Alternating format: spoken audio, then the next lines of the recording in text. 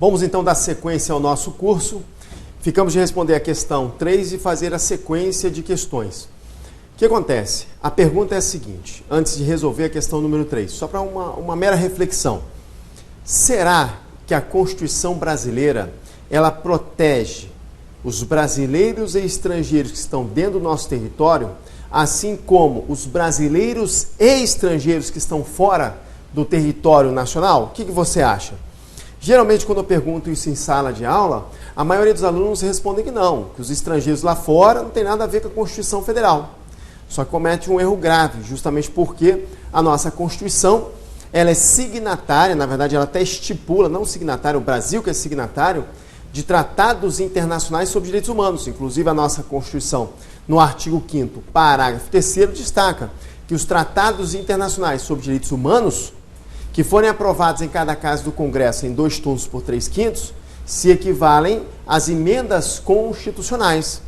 Mas fora isso, nós temos lá na parte dos princípios fundamentais, que vai do artigo 1º ao artigo 4º, especificamente na parte das relações internacionais, que o Brasil rege pelo princípio da prevalência dos direitos humanos. Isso lá no artigo 4º. Fora o artigo 1º, que destaca lá o princípio da dignidade da pessoa humana. Então é isso que você tem que ter em mente. Essa interpretação sistemática que eu acabei de fazer, envolvendo tratados internacionais sobre direitos humanos, artigo 1º, artigo 4º da Constituição Federal, essa visão sistemática dos direitos e garantias fundamentais vai te dar base para responder essa questão. Vamos na tela então, por gentileza? Eu tenho aqui questão número 3. O artigo 5º, caput, da Constituição assegura aos brasileiros e estrangeiros residentes no país a inviolabilidade, entre outros, do direito à vida, à liberdade e à segurança. Quanto aos estrangeiros residentes fora do país, encontram-se eles: a. protegidos apenas pelas leis de seus países, nada podendo reclamar quanto a eventuais violações aqui ocorridas. Violações aqui ocorridas. Não tem nada a ver. Letra A está fora. B. Protegidos somente na hipótese de haver acordo bilateral neste sentido. Também não tem nada a ver. Vamos à letra C. Protegidos somente se provarem que em seu país a Constituição garante a inviolabilidade de tais direitos. Também não tem nada a ver. E a letra D.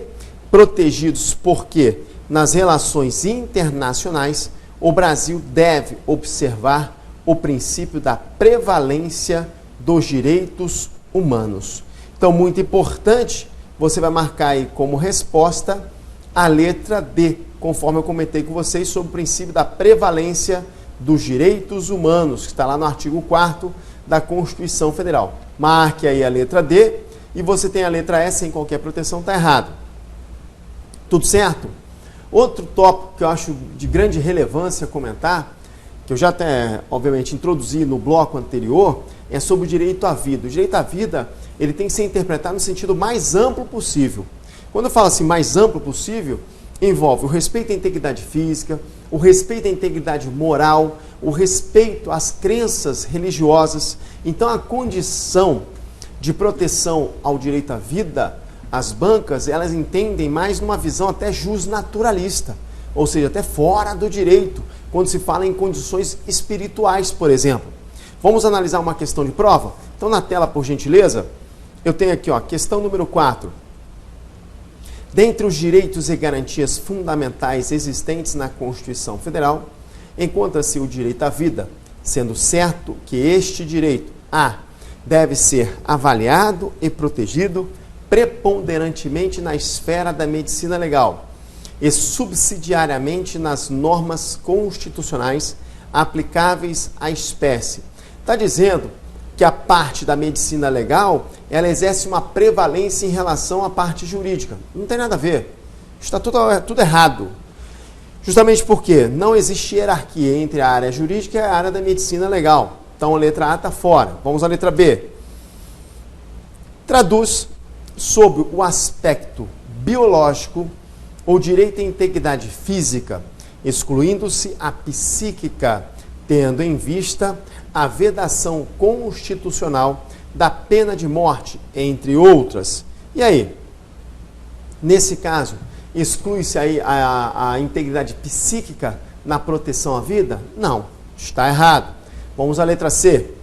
Abrange tão somente a vida extrauterina, posto que a intrauterina é qualificada como mera expectativa de um direito e a sua maior relevância na área civil. Veja você que a nossa Constituição, assim como o nosso ordenamento jurídico como um todo, o melhor ordenamento jurídico, que envolve um conjunto de normas, de leis que se encontram dentro do nosso território, protege a vida tanto intrauterina quanto a vida extrauterina. Vida intrauterina. Qual o limite de uma vida intrauterina para a vida extrauterina? É o início de trabalho do parto. Claro que isso não é pacífico. Alguns doutrinadores entendem que é com a dilatação do colo do útero, né, que praticamente eu acho, né, apesar de ser leigo na área da medicina, que é a mesma coisa quando se fala em início de trabalho de parto, enfim. Mas só para você ter uma ideia, quando você tem um estudo mais penalista, se caso o indivíduo saca uma arma, ele sabe que a mulher está grávida de outro homem, faz de conta que é lá a namorada dele, e aí ele descobre a traição e percebe que o filho não é dele, que o filho, na verdade, é de outra pessoa. Então ele saca a arma e dá um tiro na cabeça da mulher. Nesse caso, ele vai cometer 2 crimes. Com uma só ação, ele comete 2 crimes. Porque dando um tiro na cabeça da mulher, ele vai também matar a criança. Quais foram os crimes que esse indivíduo cometeu? Primeiro, o crime de homicídio. Segundo, o crime de aborto. Justamente porque ali não tinha uma vida extrauterina. Só é homicídio quando há uma vida extrauterina. Não tinha iniciado trabalho de parto nem nada, então a vida era intrauterina. Nesse caso, eu tenho o homicídio e o aborto. Tudo bem? Só para você entender a importância da proteção à vida. Envolve tanto a intrauterina quanto a vida extrauterina. O próprio Pacto de San José da Costa Rica, que é chamado de Convenção Americana de Direitos Humanos, traz aí a proteção do direito à vida desde a fecundação. O nosso direito penal, né, o aspecto mais penalista, protege a vida a partir da nidação. Tudo bem? Então, sem muitas delongas, analisando a letra C, é uma alternativa que está errada. Vamos à letra D. O direito à vida vem resumido de forma singela no direito à observância física, por não haver implicância ou relevância no fato abstrato da dignidade da pessoa. Então, essa letra D é uma alternativa que está errada, justamente porque o direito à vida não vem resumido a nada. Tudo bem? O direito à vida tem que ser interpretado no sentido mais amplo possível. Vamos à letra E. Significa, considerando no sentido mais amplo, o direito a condições materiais e espirituais mínimas necessárias à existência condigna à natureza humana. Então você vê, a própria alternativa destaca que o direito à vida envolve também condições espirituais. Logo, a letra E é a nossa resposta. Então marque aí, letra E como resposta. Tudo bem? Perfeito? Então deu para pegar aí toda a malandragem. Vamos falar malandragem, né? Vamos colocar um termo mais técnico. Você percebeu o que é mais cobrado em concurso público quando se fala de artigo 5º caput, e agora nós vamos para o artigo 5º, inciso 1º. O artigo 5º, inciso 1º, trata do princípio da isonomia ou igualdade. Então nós vamos estudar a isonomia formal e a isonomia material. Primeiro, uma leitura rápida do que diz ali o artigo 5º, inciso 2º. Vamos na tela, inciso 1º, desculpa. Diz ali, ó, princípio da isonomia e igualdade. Homens e mulheres são iguais em direitos e obrigações nos termos desta Constituição. Até aí tudo bem. Então, se eu for analisar num aspecto mais amplo, existe a isonomia formal. A isonomia formal, ela reflete o artigo 5º caput, quando fala todos são iguais perante a lei. A isonomia formal é mais generalizada. Já a isonomia material está influenciada por aspectos de Rui Barbosa, quando ele destaca tratar os desiguais de forma desigual na medida de sua desigualdade. o grande doutrinador, destacou o seguinte: quando você tem um tratamento diferenciado entre pessoas, o foco, na verdade, é igualar as pessoas. Vou te dar um exemplo. Eu já fui aprovado no concurso da Polícia Rodoviária Federal. E quando eu fui aprovado no concurso da Polícia Rodoviária Federal, eu fui fazer um teste físico. Aí, dentre as etapas do teste físico, uma era a corrida. Eu tive que correr 2.400 metros em 12 minutos. E a mulher teve que correr 1.800 metros em 12 minutos também. Ué, aí você pergunta, é um tratamento diferenciado? Sim. Mas por que existe esse tratamento diferenciado? Eu sou homem, eu nasci com uma quantidade maior de hormônios de força, testosterona, e a mulher não. Então, o meu desgaste correndo 2.400 metros em 12 minutos se equipara ao da mulher correndo 1.800 metros em 12 minutos. Então, como diz Rui Barbosa, tratar os desiguais de forma desigual, para garantir a igualdade entre eles. Essa é a ideia. Tudo bem? Então, a isonomia material é isso. É adotar medidas de compensação para igualar as pessoas. Claro, medidas de compensação que sejam proporcionais, que sejam razoáveis. Aí você tem que entender o princípio da proporcionalidade, razoabilidade, que tem 3 subprincípios, que daqui a pouquinho eu vou mostrar para vocês, que é a necessidade, adequação, medida certa ou proporcionalidade em sentido estrito. Então, para fazer uma análise com maior propriedade, vamos com calma, onde eu vou expor ali uma tabelinha com características da isonomia formal e com características da isonomia material. E ainda não acabou, porque nós temos mais características da isonomia material. Daqui a pouquinho eu vou falar para vocês. Então vamos na tela, por gentileza? Vou falar até da súmula 683. Olha lá. Eu tenho a isonomia formal. A isonomia formal é a igualdade de todos perante a lei. Todos devem ser tratados de forma igualitária. É o artigo 5º caput da Constituição de 88. E a isonomia material? A isonomia material é a isonomia material é a discriminação positiva. São medidas de compensação. Discriminação essas que decorrem do princípio da proporcionalidade, razoabilidade. Então vamos lá, o princípio da proporcionalidade e razoabilidade. Eu tenho aqui, ó, necessidade. É a medida restritiva indispensável à conservação conservação do próprio ou de outro direito fundamental. Essa necessidade não pode ser substituída por outra igualmente eficaz. Aí depois nós temos a adequação. Perfeito? Peço desculpa que eu estou com a mão pesada aqui, estou apertando e está passando o slide. A adequação. Os meios adotados sejam apropriados à consecução dos objetivos pretendidos. E aí depois eu tenho medida certa ou proporcionalidade em sentido estrito. Então, nesse caso, onde tenho medida certa ou proporcionalidade em sentido estrito, você tem essa carga de ponderação, essa carga de restrição em função dos resultados. Na verdade, é a finalidade que se busca alcançar. Esse princípio da proporcionalidade, razoabilidade, é um princípio extremamente importante, que ele também, obviamente, é aplicado como princípio de interpretação da norma, de normas. Inclusive, quando você estuda a hermenêutica constitucional, você vai estudar essa parte dos princípios em si, que envolvem as características constitucionais, como o princípio da razoabilidade, proporcionalidade, que é um princípio que não está expresso na Constituição Federal, é um princípio implícito, ou também chamado de princípio não positivado, e o princípio da proporcionalidade, razoabilidade, também é uma técnica, é considerada uma técnica de resolução de conflitos, onde esse princípio da razoabilidade e proporcionalidade é chamado de princípio da ponderação dos interesses. Você já ouviu falar nisso? Princípio da ponderação dos interesses? Olha na tela então, por favor. Eu tenho aqui, ó, princípio da proporcionalidade. Esse princípio da proporcionalidade é um princípio de interpretação das normas, também chamado de razoabilidade. É considerado uma técnica de solução de conflitos, também chamado de ponderação dos interesses. E aí, se eu for voltar naquela tabelinha, visualizamos a discriminação positiva, o princípio da proporcionalidade e razoabilidade, e agora vamos à súmula 683. A súmula 683 é a súmula que fala do concurso público. É possível, no âmbito do concurso público, estabelecer tratamento diferenciado entre homens ou entre homens e mulheres? Professor, como assim entre homens? Como assim entre homens e mulheres?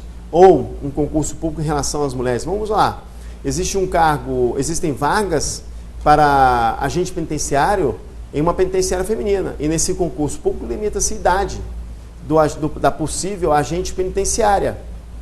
Então, nesse caso específico, eu estou estabelecendo um tratamento diferenciado na admissão. Isso na iniciativa privada pode ocorrer? Eu sei que na prática ocorre, mas na iniciativa privada, em tese, não pode haver tratamento discriminatório em decorrência de raça, cor, idade, religião e assim vai. Então, súmula 683 do Supremo Tribunal Federal fala que existe uma exceção ao artigo 7º, inciso 33. Vamos dar uma conferida se é isso mesmo? Vamos lá. Cadê a súmula 683? Está aí, ó. O limite de idade para inscrição em concurso público só se legitima em face do artigo 7º, inciso 30, então não é 33, 30, da Constituição, quando possa ser justificada pela natureza das atribuições do cargo a ser preenchido. Aí você tem o 7º, inciso 30, proibição de diferença de salários, de exercício de funções e de critério de admissão, por motivo de sexo, idade, cor ou estado civil. Então você tem aí, ó, toda a característica da súmula 683 falando que é uma exceção. Esse tratamento diferenciado é uma exceção ao artigo 7º, inciso 30, pois o artigo 7º, inciso 30, ele diz que é proibido ter aí algum critério de admissão, ter algum tratamento diferenciado para a admissão. Isso na iniciativa privada, não se aplicando à iniciativa pública. Então você tem que tomar um certo cuidado com essa súmula 683 e também com o 7º, inciso 30, que eu já vi questões de prova onde eles vão tentar misturar, falando que na iniciativa pública quanto na iniciativa privada pode haver tratamento diferenciado em decorrência de idade, cor, sexo e assim vai. Está errado. É só no âmbito público. Tudo certo? Avançando, nós vamos falar de duas características importantes, que é a igualdade na lei e a igualdade perante a lei. A igualdade na lei vincula o legislador, ou seja, o legislador ele não pode criar leis que estejam aí ferindo o princípio da isonomia e igualdade. E quando você tem igualdade perante a lei, significa que o próprio administrador ou aquele que executa a lei, como por exemplo o magistrado, ele tem que agir respeitando o princípio da isonomia e igualdade. Em tese, respeitando o princípio da proporcionalidade, razoabilidade. Vamos na tela, por gentileza? Você tem aí, ó, súmula 683 STF. O limite de idade para inscrição, o limite de idade para inscrição em concurso público, desculpa, é aqui mesmo. Igualdade na lei vincula o legislador, atinge a elaboração da lei, a lei deve respeitar o princípio da igualdade, evita a criação de lei inconstitucional. Igualdade perante a lei vincula o aplicador da lei, atinge a atuação do poder público, os agentes estatais devem aplicar a lei de forma igualitária, evita a prática de atos ilegais. Tudo bem? Então é sempre importante você saber sobre a diferença de igualdade na lei e igualdade perante a lei. E aí eu vou te fazer uma pergunta, até depois aí no material. Você já ouviu falar em cláusula de barreira? O que é uma cláusula de barreira? A cláusula de barreira, na verdade, são tratamentos diferenciados, na verdade são etapas pré-determinadas, não tratamentos diferenciados, são etapas pré-determinadas em concurso público, justamente para ir filtrando o melhor candidato. Então eu tenho que a cláusula de barreira é uma filtragem que a administração pública faz no âmbito do concurso público para que se tenha ali o candidato que mais se adequa ao perfil do cargo. Porque hoje em dia as pessoas elas fazem concurso público mais por uma estabilidade financeira, estatisticamente falando. Poucos aqui que estão estudando comigo, quando criança, o pai perguntava: o que você quer ser quando crescer? Eu quero ser analista do TRE. Eu quero ser policial federal, ou eu quero ser técnico do TJ, ou analista do TJ, ou oficial de justiça. Muito difícil isso. Não vou falar que é impossível, mas é difícil. Então, o que estava acontecendo no passado? Muitas pessoas eram aprovadas no concurso público, mas não tinha nenhum perfil para o cargo. Aí o que começou a fazer? Estabelecer cláusulas de barreiras, onde, por exemplo, quer ser policial, então você tem que ter um condicionamento físico, vai fazer o teste físico, vai fazer um teste psicotécnico. E aí depois do teste físico, do teste psicotécnico, ainda tem um curso de formação. E aí nesse curso de formação concluiu que geralmente são 6 meses, algumas polícias 3 meses, enfim. E aí nesse caso, após o curso, fazendo provas, estudando, né, obviamente, situações específicas, sendo aprovado em tudo, você será nomeado ao cargo, tomará posse ao cargo. E aí a partir desse momento da posse que você é considerado servidor. Então veja você que a cláusula de barreira, ela vai estabelecer critérios objetivos, critérios gerais, critérios abstratos de diferenciação para buscar ali o melhor perfil, o melhor candidato ao perfil do cargo. Essa é a ideia. Joga na tela para a gente, por favor. Então nós temos aí, ó, cláusula de barreira, estabelece critérios objetivos, gerais e abstratos. A ideia é restringir os candidatos convocados para as fases seguintes do concurso público, sendo o instrumento necessário para selecionar os melhores candidatos diante de um grande número de pessoas que buscam ocupar os cargos públicos. Inclusive, vou até fundamentar isso aqui com uma decisão do Supremo Tribunal Federal. Foi um recurso extraordinário, lá em 2014, está aqui, ó, a cláusula de barreira elege critério diferenciador de candidatos em perfeita consonância com os interesses protegidos pela Constituição. Tudo bem? Ok. Então, outra coisa que nós temos aí de grande relevância dentro do princípio da isonomia e igualdade é sobre o teste psicotécnico.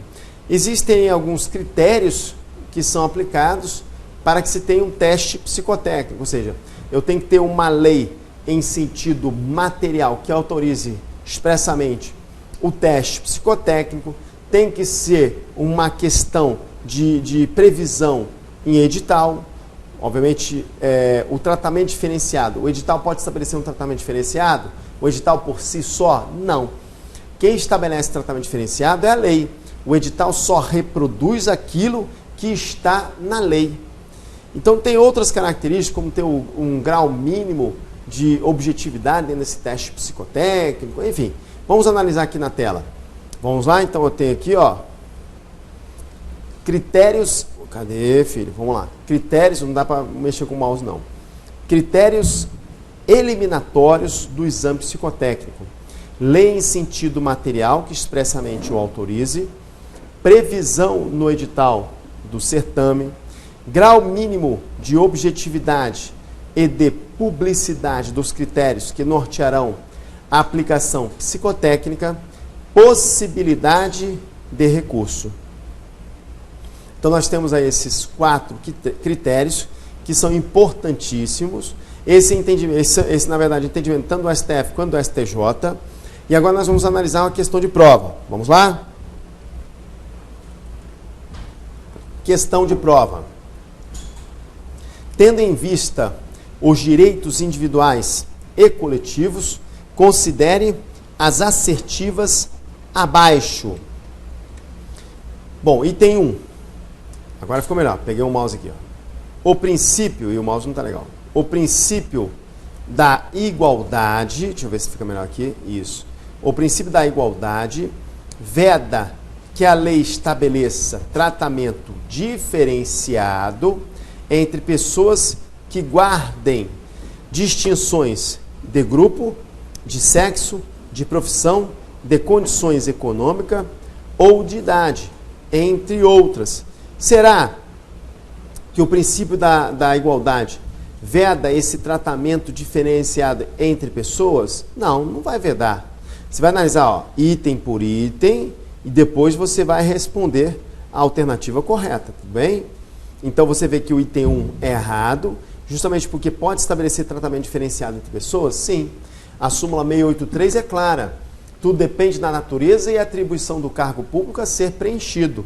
Então, nesse caso, o item 1 está errado. Vamos aqui ao item 2.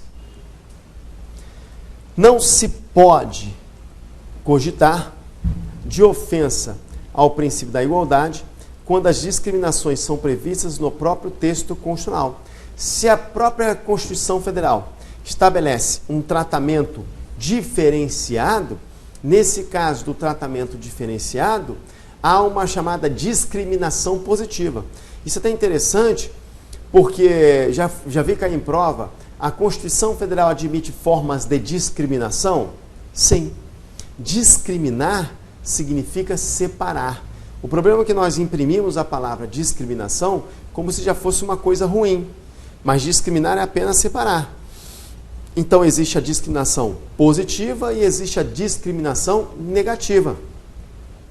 Seja a discriminação positiva, seja a discriminação negativa, nós temos aí a característica que a Constituição estabelece, aquela que está vinculada ao princípio da proporcionalidade e razoabilidade, ou seja, discriminação positiva.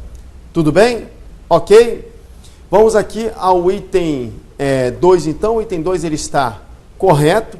A própria Constituição ela admite formas de discriminação, certo? Vamos ao item 3. O princípio constitucional da isonomia não autoriza o Poder Judiciário a estender vantagens concedidas a um grupo determinado de indivíduos a outros grupos não contemplados pela lei. Então você tem aqui o princípio da isonomia, não vai permitir que o Poder Judiciário estenda um benefício que está em lei para um determinado grupo e pegue esse benefício e coloque para outro grupo que não tem nada a ver com o assunto. Então, nesse caso específico, essa questão ela está errada, porque o Poder Judiciário não pode fazer isso. Quem pode fazer isso é o próprio legislador. Só o legislador que pode estabelecer tratamento diferenciado, seja o legislador constituinte, seja o legislador ordinário. Então, esse item 3 está errado. Vamos ao item 4. Ah, não tem item 4? Não tem item 4. Então, nós temos aqui, deixa eu ver, isso aí, deixa eu só... Isso, não, desculpa, o item 3 está certo, porque fala que o princípio da isonomia não autoriza o Poder Judiciário a estender essas vantagens. Então, eu expliquei tudo certinho, né? Só não vi que o não autoriza. Então, o item 3 está certo, o item 2 está certo. Vamos lá? Eu tenho aqui, ó, 1 e 2, letra A, está fora. 1 e 3B está fora. Vamos lá, letra C, 2 está fora. Letra D, 2 e 3. Ok, então a resposta 2 e 3. Marca aí, ó, letra D de dado. Tudo bem? Letra D, ó, essa é a resposta. E vamos agora entrar no mérito do princípio da legalidade. Vou ser sincero para vocês. Muitas pessoas não sabem direito o que é o princípio da legalidade. Muitos candidatos, claro, sabem aquela situação básica, né? Legalidade ampla, legalidade estrita, mas não é isso que eu quero saber. Eu quero saber a diferença entre legalidade e reserva legal. E por que isso é difícil? Porque lá no direito penal, você tem um posicionamento. No direito constitucional, é um outro posicionamento. Então, para entender o princípio da legalidade, você tem que entender o que é lei em sentido formal e o que é lei em sentido material. Isso é de grande relevância.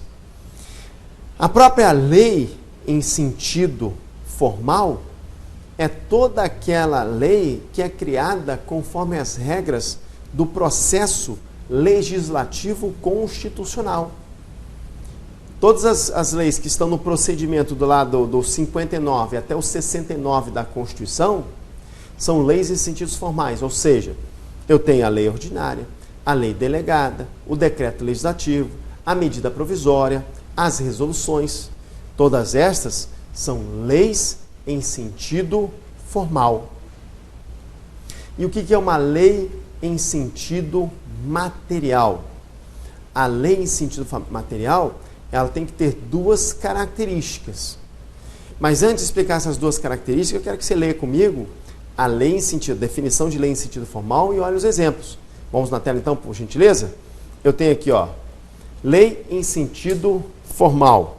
A lei em sentido formal é toda a norma produzida em respeito às regras do processo legislativo. Artigo 49 a 59. Na verdade, é 59 a 69, tá? Aqui, arruma aí no material, 59 a 69, que fala das regras do processo legislativo.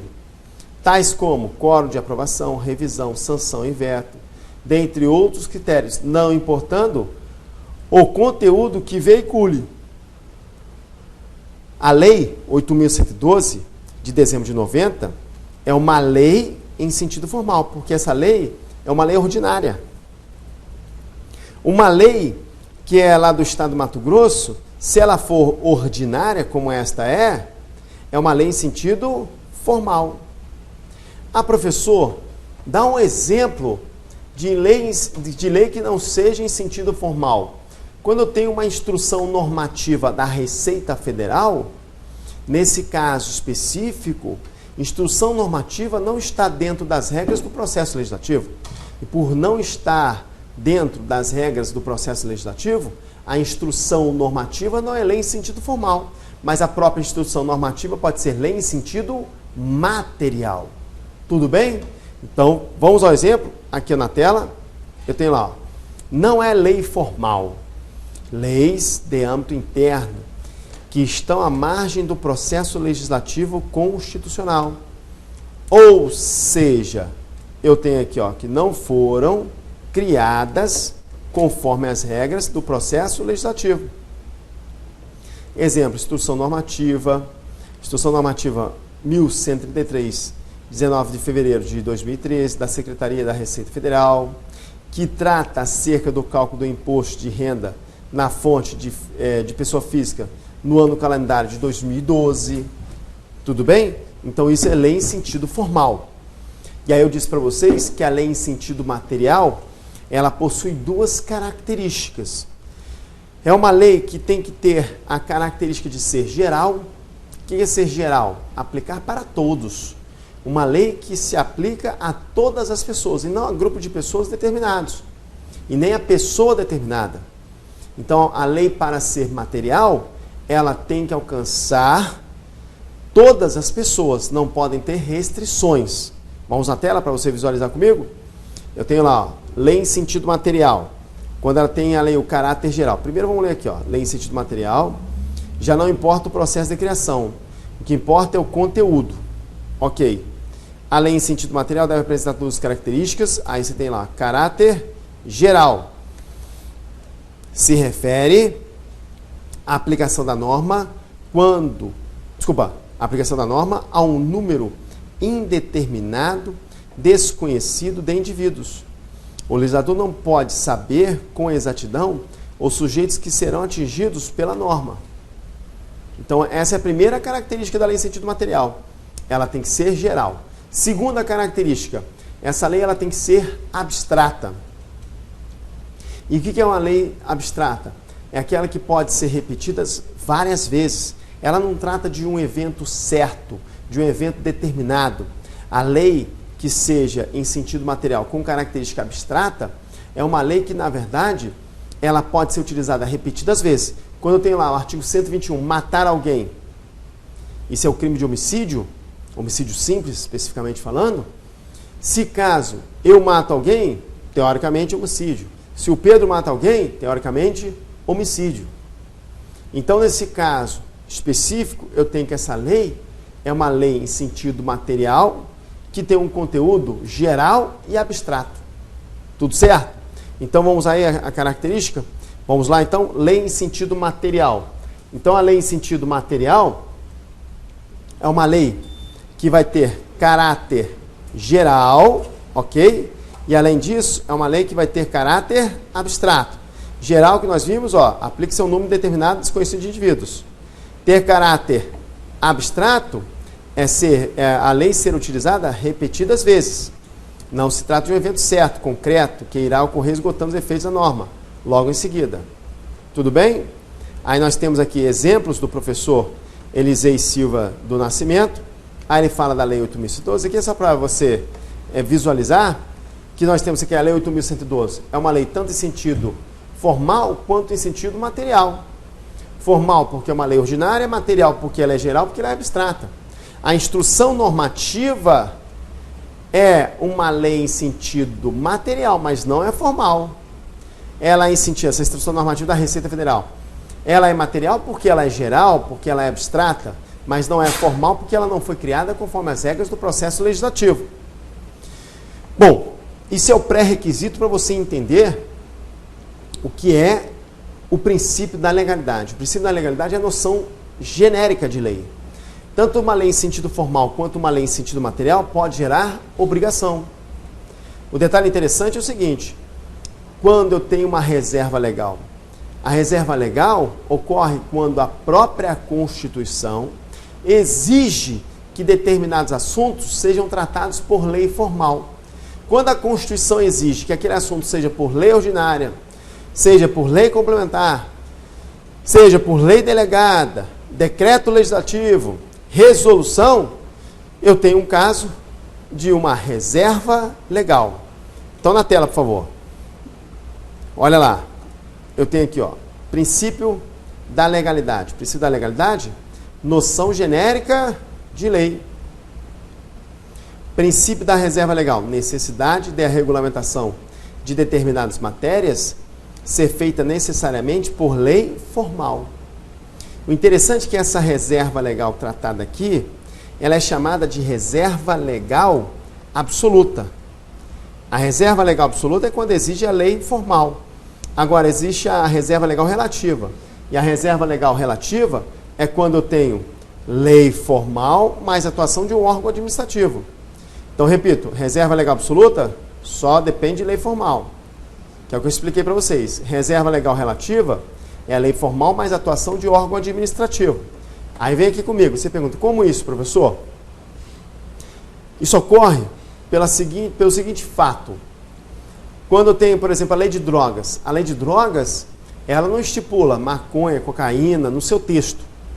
Êxtase, crack, não fala isso. Até porque a cada dia que passa são criadas drogas diferentes. Então, para que uma lei seja atualizada, ela tem que ser revogada por uma outra lei.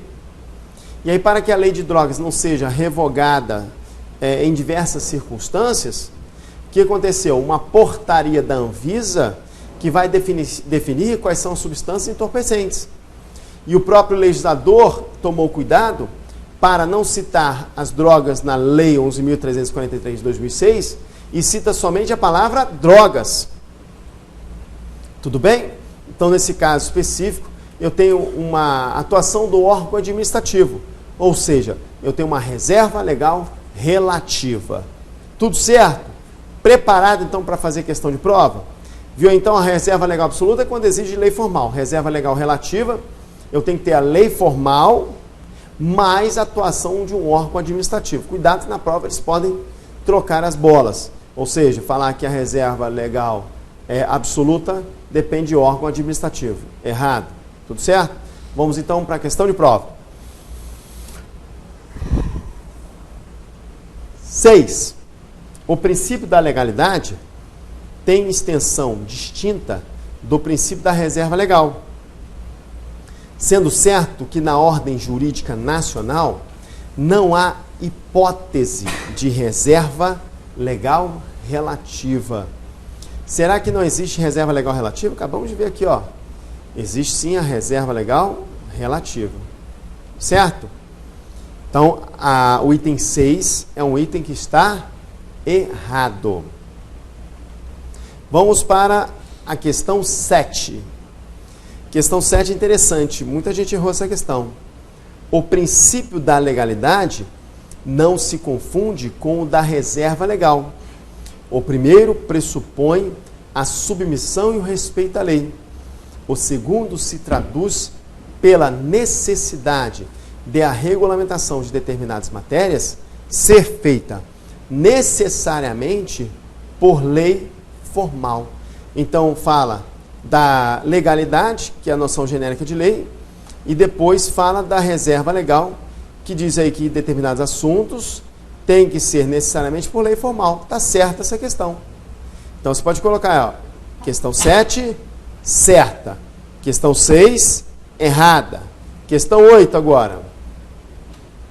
Segundo a doutrina, a classificação do princípio da reserva legal absoluta é constatada quando a Constituição remete à lei formal apenas à fixação dos parâmetros de atuação do órgão administrativo, permitindo que este promova a correspondente complementação por ato infralegal. Você vê que ele está confundindo a característica da reserva absoluta com reserva relativa. Qual que depende de ato infralegal? Vamos voltar aqui para você ver. Ó. Que depende de ato infralegal, ou seja, que depende de órgão administrativo, é a reserva legal relativa. E lá na questão, fala de quem? Fala que é a reserva legal absoluta, né? Essa característica de complementação por ato infralegal, reserva legal absoluta? Não. Então, essa questão aqui é uma questão que está errada. Tudo bem? Coloque aí, ó, errado na questão. Perfeito. E aí você acabou de aprender o que é lei em sentido formal, o que é lei em sentido material, princípio da legalidade, princípio da reserva legal. Falta agora você analisar com muita calma e propriedade o que diz o texto constitucional. O artigo 5º, inciso 2º, destaca: ninguém será obrigado a fazer ou deixar de fazer alguma coisa senão em virtude da lei. E quando está que ninguém será obrigado a fazer ou deixar de fazer alguma coisa senão em virtude da lei, o que acontece é o seguinte: eu tenho um tratamento diferenciado para o particular e um tratamento diferenciado para o servidor público. O particular, ele pode fazer tudo que a lei não proíbe. Ou seja, o particular tem que obedecer à lei, assim como o servidor público tem que obedecer à lei. Só que para o particular, quando há omissões legislativas, isso se equipara à permissão. São permissões. Então, repito, para o particular, quando se tem omissões legislativas, isto se equipara à permissão. Ou seja, o particular pode fazer tudo que a lei não proíbe.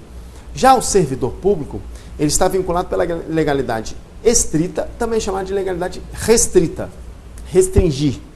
O servidor só pode fazer o que a lei determina.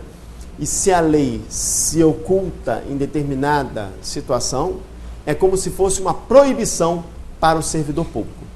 Então, repito, na legalidade restrita ou estrita, o servidor público só pode fazer o que a lei determina. É só isso. Então, tem que tomar um certo cuidado. Vamos analisar então na tela? Com características aqui específicas? Ok, isso. Ninguém será obrigado a fazer ou deixar de fazer alguma coisa senão em virtude da lei. Eu trouxe a legalidade do particular e a legalidade pública. Destinatário, então, da legalidade privada: particular, pública, agente público. Fundamento da legalidade privada: autonomia da vontade. Legalidade pública: subordinação. Então, isso aqui é para você fazer uma leitura. Tudo bem? Essa tabelinha do professor Alexandre Maza. Tudo certo? Então, muito legal essa tabelinha. Silêncio legislativo em relação ao particular equivale à permissão. Em relação ao poder público, se equivale à proibição. Tudo bem, até então, tranquilo. Isso daqui é uma situação básica.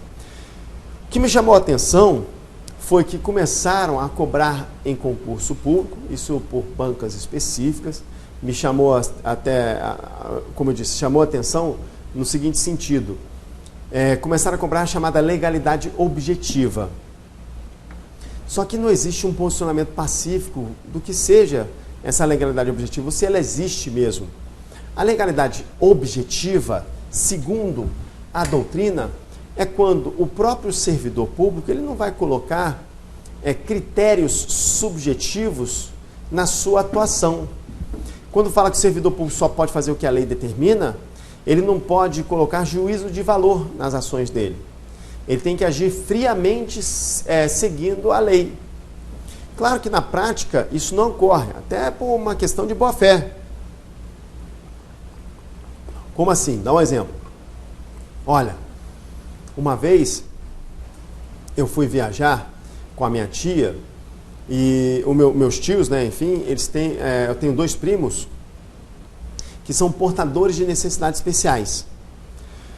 Ok, então fui viajar para ajudar, né, porque eles têm uma idade equiparada à minha, e aí os meus tios já estão velhinhos, aquela coisa toda, precisavam de alguém para ajudar a carregá-los, enfim. E aí o que aconteceu? A polícia, eu morava em Resende, estado do Rio de Janeiro, e aí estávamos indo para Aparecida do Norte, São Paulo, interior de São Paulo, onde tem a Basílica Nossa Senhora de Aparecida. Quando chega na cidade de Queluz, um policial rodoviário parou a gente. Aí quando o policial rodoviário parou, pediu documento de habilitação. Meu tio entregou o documento, e aí, entregou a habilitação, desculpa, e começou a procurar o documento do carro.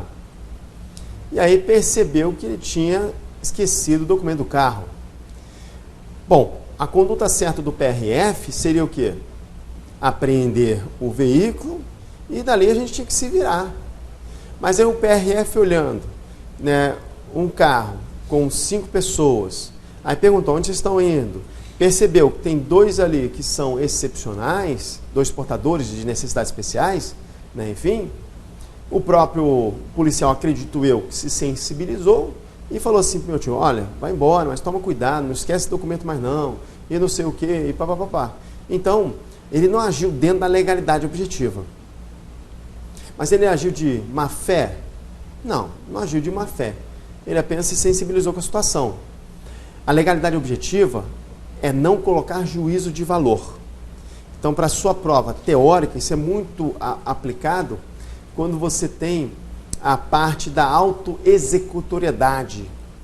Então, dentro do ato administrativo, quando fala que o ato possui autoexecutoriedade, significa que o próprio servidor pode exercer a sua atividade independentemente de uma atuação do Poder Judiciário. E ele tem que agir dentro da autoexecutoriedade com legalidade objetiva. Vou mostrar aqui na questão de prova para você visualizar. Vamos na tela, por gentileza. Então você tem aqui o que é legalidade objetiva. Aí eu trago aqui um conceito da doutrina.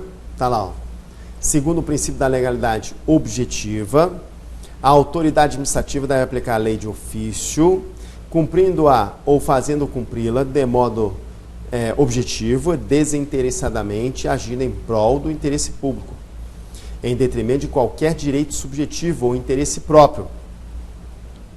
Então, ele tem que agir em prol do interesse público, em detrimento de qualquer direito subjetivo ou interesse próprio. E aí eu tenho aqui, uma questãozinha de prova. Vamos lá. Da FGV. O atributo do ato administrativo designado por autoexecutoriedade deriva do princípio da legalidade.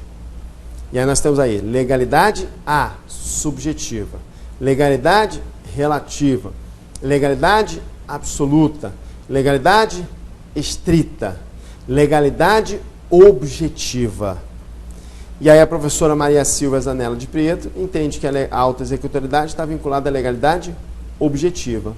Aí você marca aí, a resposta, letra E, legalidade objetiva. Tudo certo? Então, letra E é resposta. Nós vamos dar sequência e eu vou explicar para vocês a parte da tortura. O artigo 5º, inciso 3º da Constituição Federal destaca: ninguém será submetido à tortura nem a tratamento desumano ou degradante. A nossa lei de tortura, ela é uma lei de 93, salvo engano, 97, 9.507/97. É uma lei, então, que ela foi criada após a Constituição Federal, e é nesse período em que a Constituição estabeleceu que ninguém será submetido à tortura nem a tratamento desumano ou degradante. Você sabe que lá na Constituição diz assim: não há crime sem lei anterior que o defina, nem pena sem prévia cominação legal. Aqueles que praticavam atos de tortura eram punidos com tentativa de homicídio, lesão corporal. Isso no intervalo de 88 até 97. Aí depois de 97 veio a tipificação do crime de tortura.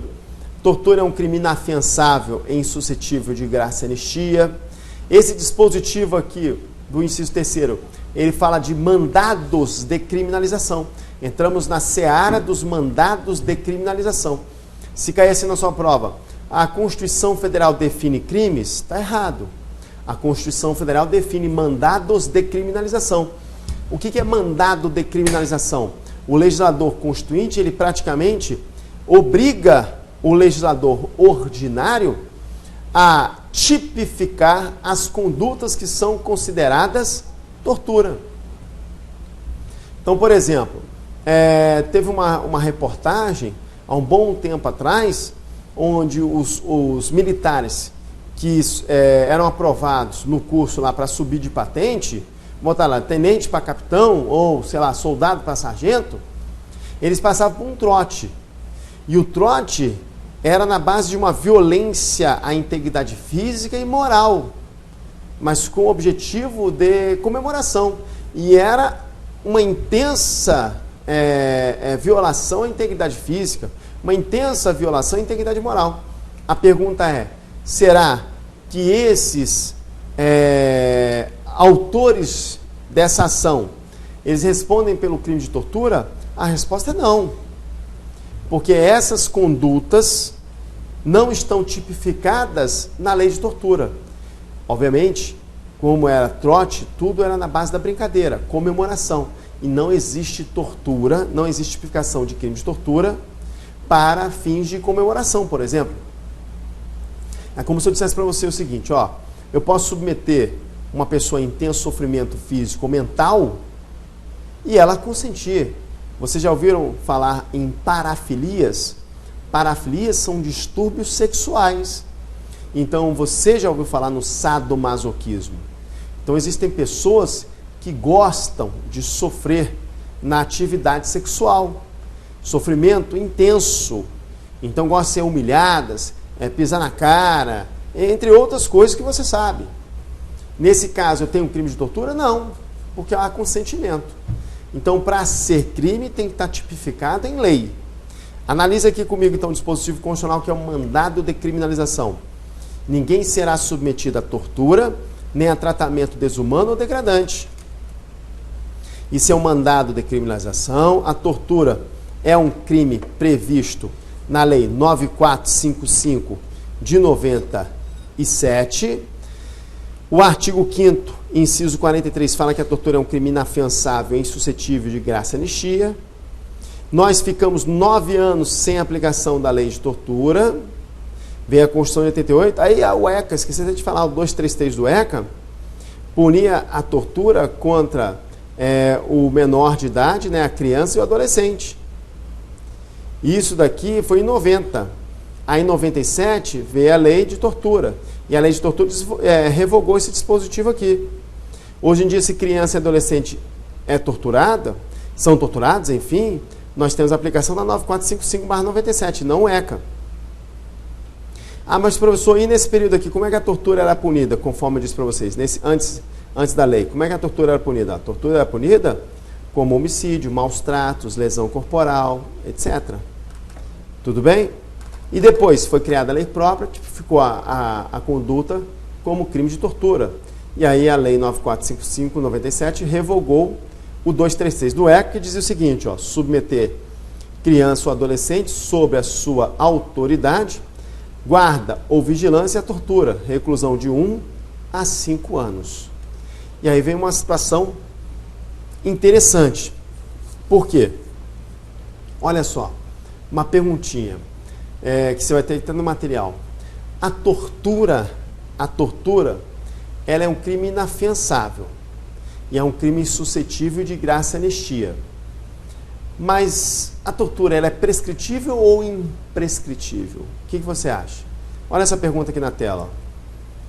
Se a Constituição Federal destaca que a tortura é prescritível e os tratados internacionais de forma diferente, como resolver esse impasse?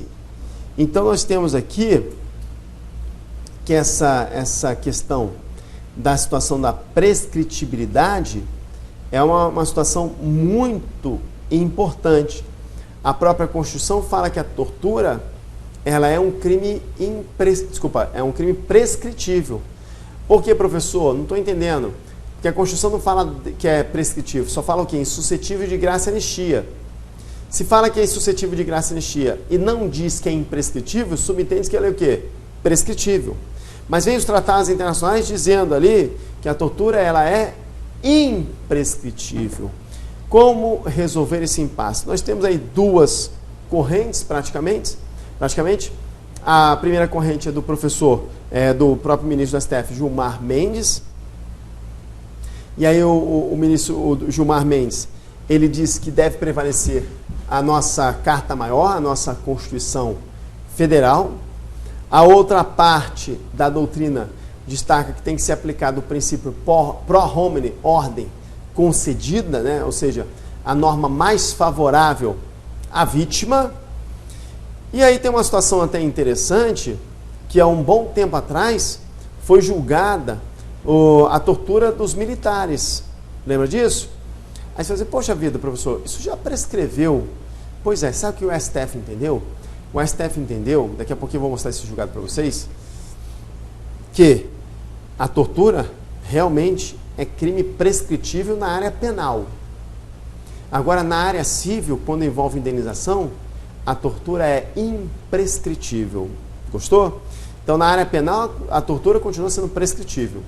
Na área civil, a tortura é um crime imprescritível. Tudo certo? Vou analisar isso com calma, com propriedade. Vamos na tela, por gentileza? Então, você tem aqui, ó. Primeira corrente. Se a Constituição Federal etiquetou a tortura como delito prescritível, mesmo considerado imprescritível, nos tratados internacionais, deve prevalecer a nossa Carta Maior. Ou seja, a Constituição fala que a tortura é prescritível, então prevalece a tortura como prescritível. Segunda corrente.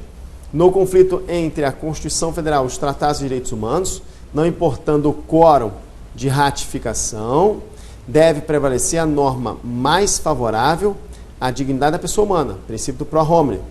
Essa corrente trabalha que deve prevalecer a imprescritibilidade da tortura. Tudo bem? E aí vamos lá, imprescritibilidade da pretensão da indenização por dano moral decorrente de atos de tortura.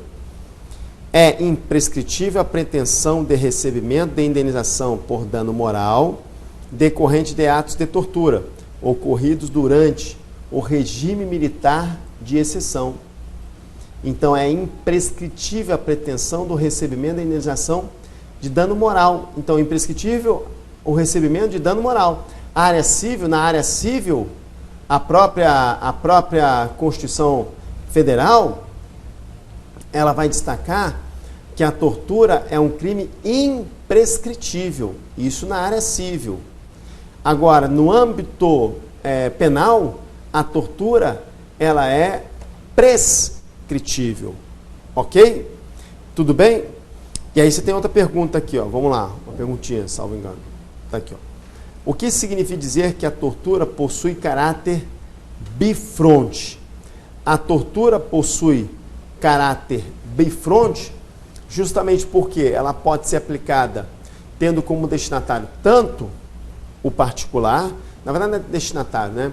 Tendo como autor do crime tanto o particular quanto o servidor público. Claro, a lei que coíbe a tortura foi uma lei criada justamente para impedir, como foco principal, que o torturador maior do passado, né, o torturador mor ali do passado, que era o Estado, não pudesse mais torturar, e se torturar seria punido. Então o foco principal é esse, trazer limites ao abuso do poder estatal. Mas nada impede que essa legislação de tortura também se aplique ao particular. Por isso que a nossa lei de tortura, ela possui um caráter bifronte. Então olha lá a resposta. Cadê? Busca-se a proteção, as garantias constitucionais. Por que a nossa lei de tortura tem caráter bifronte?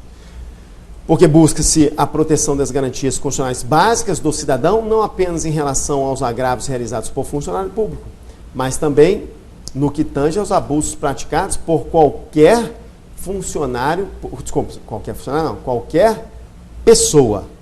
Ok? Tudo bem? E aí, para fechar esse bloco com chave de ouro, vamos fazer uma questãozinha só. 10.